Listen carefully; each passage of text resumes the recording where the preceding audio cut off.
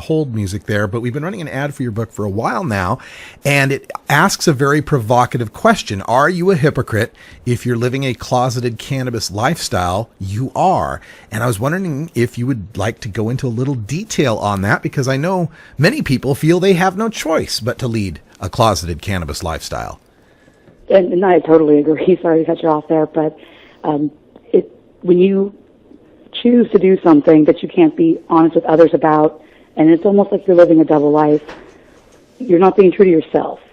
And being a hypocrite in the sense that I'm trying to express is you can't be true to yourself out in the open without persecution or, in some cases, incarceration. And it's a frustrating lifestyle to live.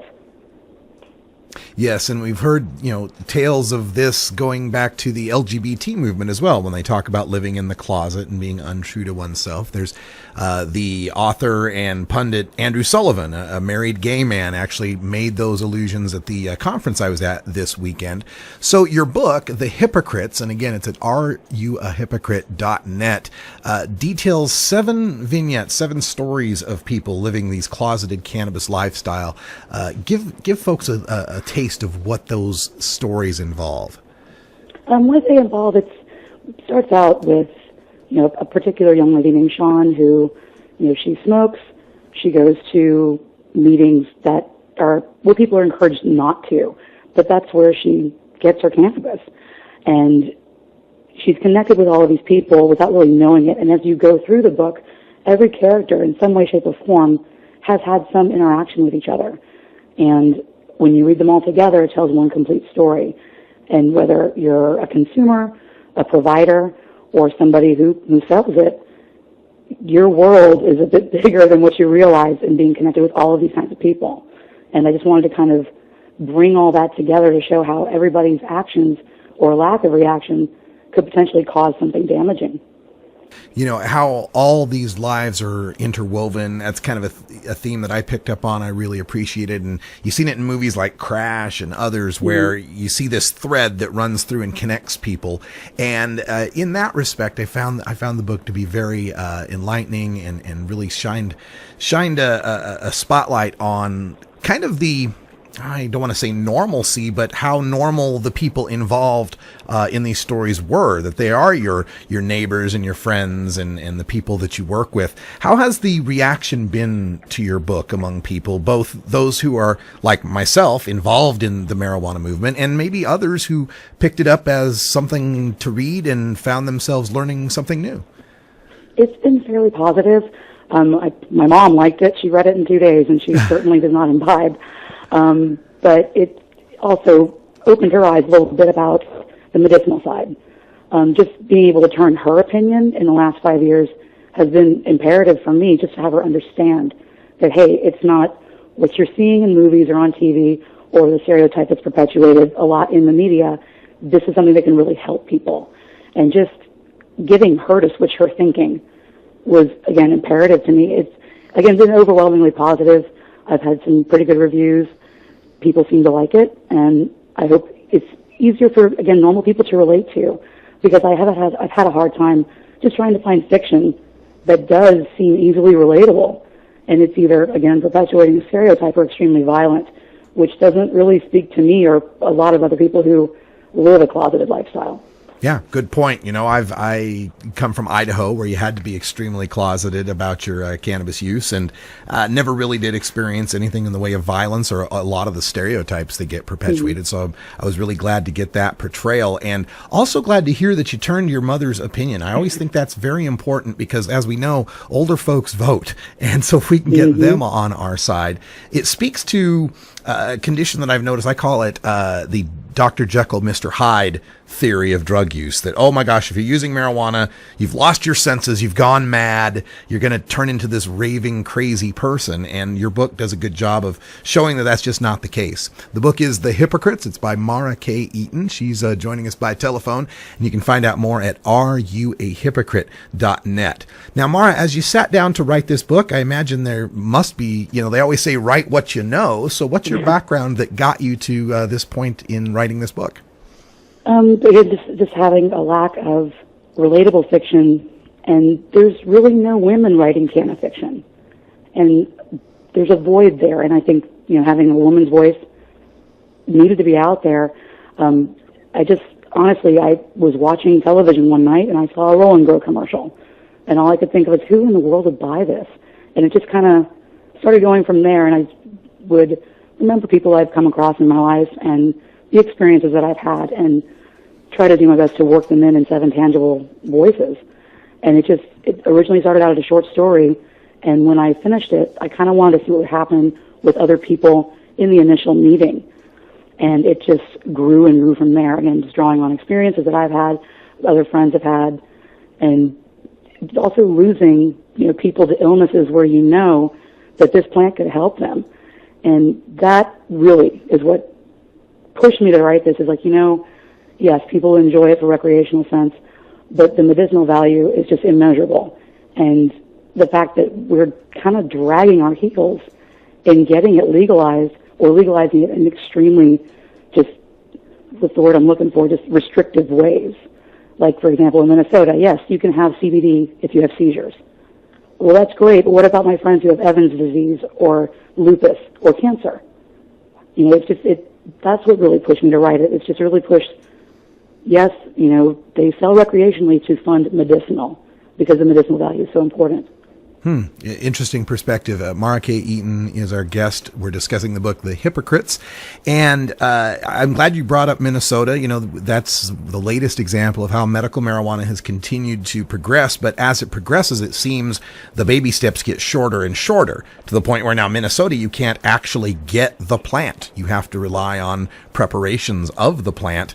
And so I'm wondering, as you note, the recreational kind of funds the medical, do you feel that the recreational also could save the medical, maybe make it possible for anybody to get access to this wonderful plant without having to jump through hoops?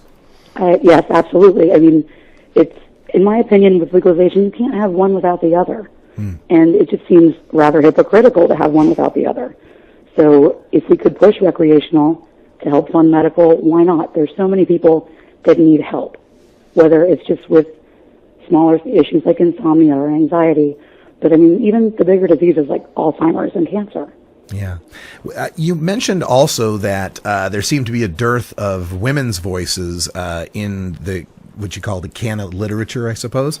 And I'm really glad that you brought that up, because I work on the statistics and the policy side, and every time we take a poll, no matter what state we go to, we find that women's support of marijuana legalization trails men's usually by double digits.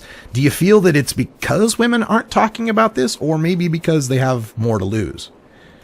It's, I think, more to lose. I mean, you look at a woman, especially if she's a mother.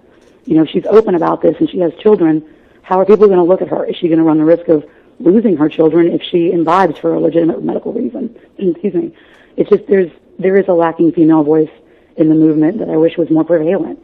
But I think because they could potentially lose more. Yeah.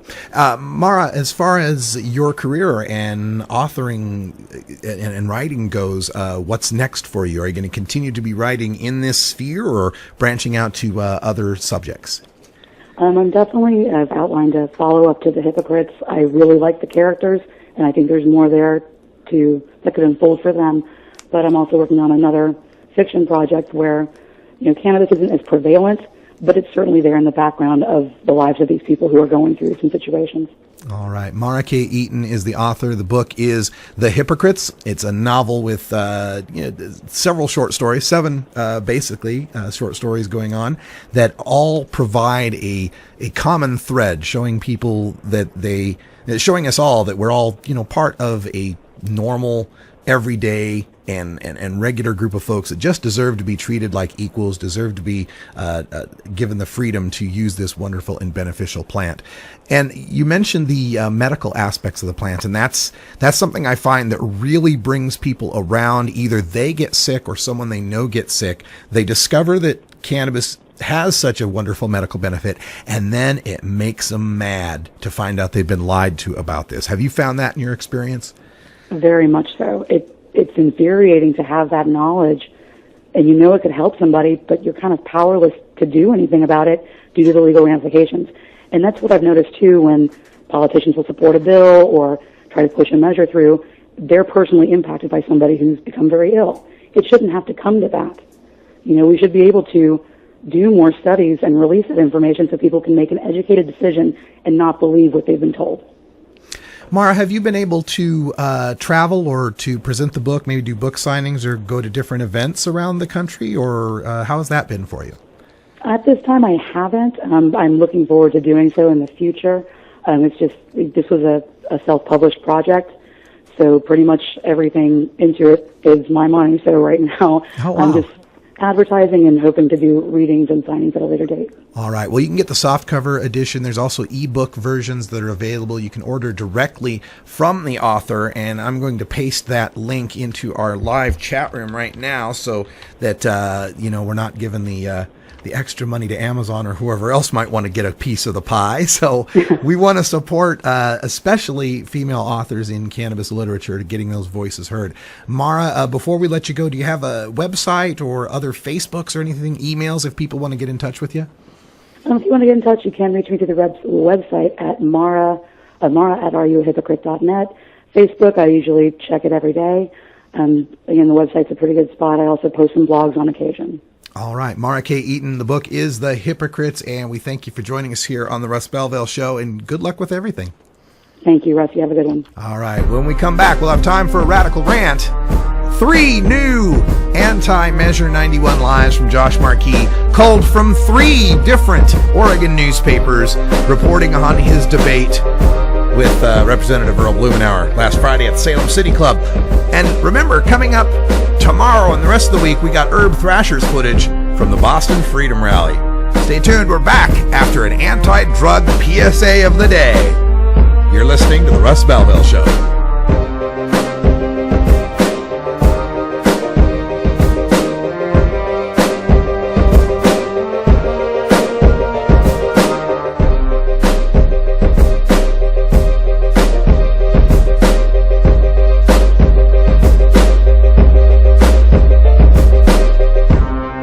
You're tuned into the Russ Belville Show, the voice of the marijuana nation.